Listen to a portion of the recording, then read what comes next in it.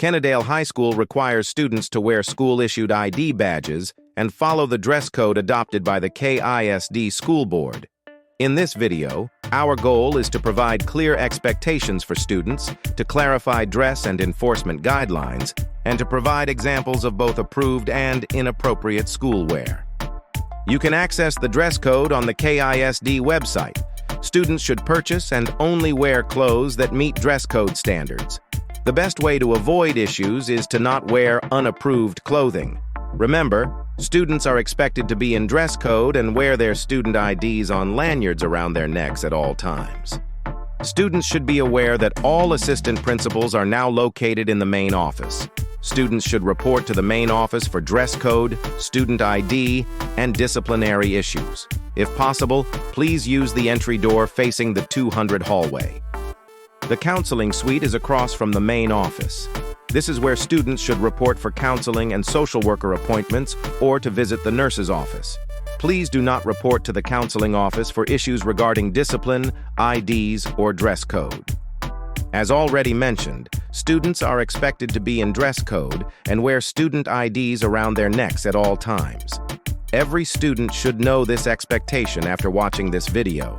Each morning, KHS administrators will conduct dress code and ID checks as students enter the building. Students are expected to resolve any dress code or ID issues before school starts. Students who arrive on campus out of dress code may be sent back home to change or have parents called to bring a change of clothes. KHS will have a student ID station set up in the main foyer or lobby from 8 a.m. to 8:30 a.m. each morning for students who need ID replacements. KHS will not issue temporary IDs or stickers.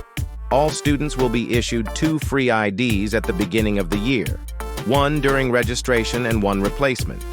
Students will receive a 3rd ID after fall pictures. Students who need more than 1 replacement will be fined up to $5. Student IDs have barcodes with each student's unique school ID number. Students must scan barcodes to purchase meals and at tardy stations. Tardy stations will be in operation starting the 2nd week of school. KHS requires students to wear IDs on lanyards as a safety protocol to ensure our students are easily recognizable and identifiable. Students must be ready to show IDs for entry and exit to the building and when prompted by staff members. Student IDs are considered part of the student dress code. Again, the dress code can be accessed on the KISD website. All students, parents, and teachers should read and periodically review the dress code. We are now going to take a closer look at the dress code, highlighting some main points, clarifying guidelines and expectations, and providing examples of what to wear and not to wear. It should be stressed that the introduction to the dress code includes the statement, "While it is inevitable that there will be differences of opinion regarding the appropriateness of student attire, the final decision lies with the building administrator." If you are unsure that a piece of clothing or an accessory is school approved, please ask the campus principal before wearing the item. The dress code provides students with a great deal of flexibility for both tops and bottoms. The key point to remember is that you should generally keep the core of your body covered from the bottom of the neck to the point where your longest finger extends in a downward direction with arms straight, or what we refer to as fingertip length. All bottoms must be fingertip length. Students must not have bottoms shorter than fingertip length all the way around, and there should be no holes, frays, or tears above the fingertips. The dress code does not allow tight or form-fitting clothing. Students may not wear tights or yoga-style bottoms, even if the pants are flared at the end. Students may also not wear pajama pants, sweats, or athletic bottoms. Regarding bottoms, here are some points of clarification. Most dress code approved bottoms have a button and zipper. Although not always, a drawstring and/or an elastic waistband is a good indicator of an athletic bottom. If you have doubts, you can do a Google image search for athletic shorts or athletic pants. If you have a pair of shorts or pants that look like these image results, then we recommend not wearing them. Again, when in doubt, ask the campus principal. One of the main purposes of the dress code is to ensure the center of students' bodies are covered. Any holes, rips, frays, or tears in bottoms must be below the extended fingertips. Another common issue among students is sagging pants or shorts. Students who have sagging pants or exposed underwear will be asked to change or be given a belt, strand of rope, or zip ties to correct the problem. In this section of the dress code, blankets are listed as a prohibited item. Students may not bring a blanket to school. If you are cold-natured, bring a light jacket or sweatshirt to class. When it comes to tops, KHS students should remember that no revealing, low-cut, form-fitting, or transparent shirts are not allowed. Students may wear sleeveless tops. However, straps on tops must be at least 2 inches wide, or what we call the 3-finger rule. Student tops must cover midriffs and extend to touch the waist of the pants or skirt. Hoodies may be worn. However, hoods may not be worn on or over the head. On the left, you will see some examples of inappropriate tops because midriffs are showing or because the top has spaghetti straps less than 2 inches. Notice the girl on the right. She has a school-approved top that meets the 2-inch strap requirement, and the top extends and touches the top of her pants. We ask students with hoodies not to wear hoods on their heads. This is a safety protocol, as students must be identifiable. Let me say it again. Students may not wear hoodies on their heads. In the shoe section, the dress code states that shoes must be worn at all times and be properly tied. KHS will allow most closed-toe shoes with or without straps. This includes Crocs. Closed-toed shoes provide a layer of protection that open-toe shoes do not. KHS will not allow certain open-toe shoes such as slides, flip-flops, or house shoes. We will allow open-toe dress shoes and sandals with back straps. In the pictures, you can see some examples of shoes that are not allowed, such as slides, flip-flops, house shoes, and shoes with wheels. Remember, if you don't know if your shoes are inappropriate, first try doing a Google image search for keywords such as slides, flip-flops, house shoes, and shoes with wheels. If you are still in doubt, ask the campus principal before wearing the shoes. Under general guidelines, the dress code states that students must not wear clothes with pictures or language that is provocative, offensive, violent, profane, sexual, promotes death, is drug, tobacco, or gang-related, and/or has hate messages.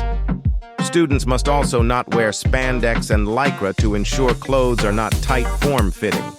And students must not have visible underwear or undergarments. Students who wear any clothing similar to those shown on the screen will be considered out of dress code by KISD standards. Students, just because you can wear it on the weekend doesn't mean you can wear it to school. Students often wear jewelry and other accessories with their outfits. Students should be aware that hats, hoods, caps, scarves, bandanas, sunglasses, or head coverings are not allowed unless for religious or medical reasons. Students will be allowed to have piercings of the ears, nose, and face. Students may not have spiked jewelry, gauges, or chains connecting piercings. This is a safety protocol. Students may not have visible body piercings below the chin. In the picture on the left, students have unauthorized head coverings such as a hood or hat.